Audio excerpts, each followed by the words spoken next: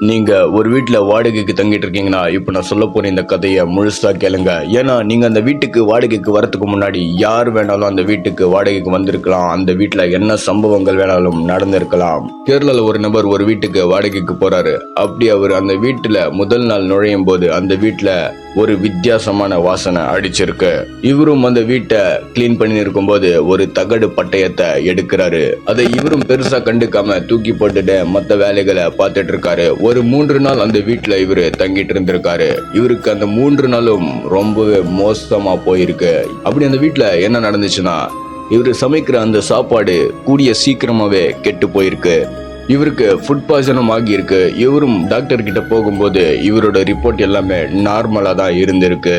இவரு தூங்கும் போது இவரோட கழுத்துல யாரோ நகத்தை வச்சு கீறுற மாதிரி இவருக்கு ஃபீல் ஆகியிருக்கு.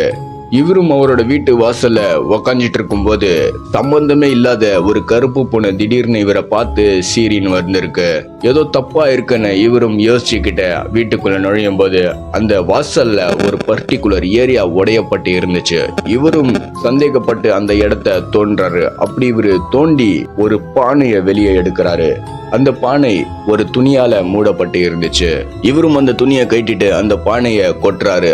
அதை கொட்டும் போது அதுல இருந்த விஷயங்கள் இவரை உரைய வச்சிடுச்சு.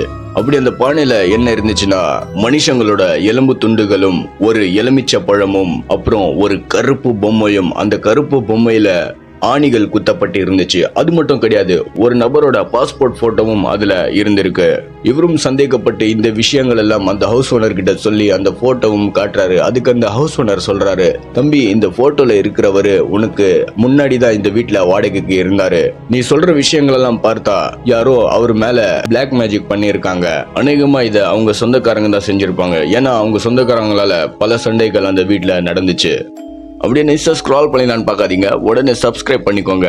இந்த மாதிரி நிறைய கண்டென்ட் பார்க்கலாம். நெக்ஸ்ட் வீடியோல சந்திப்போம்.